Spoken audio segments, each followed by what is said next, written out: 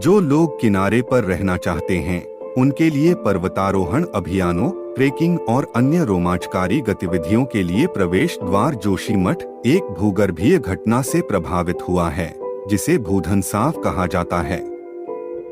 पिछले कुछ महीनों में 20,000 लोगों के शहर में घरों और अन्य मानव निर्मित संरचनाओं में दरारें पड़नी शुरू हो गई हैं, जिससे अंततः कई परिवारों को अपने घरों को छोड़कर सुरक्षित स्थानों पर जाने के लिए मजबूर होना पड़ा है।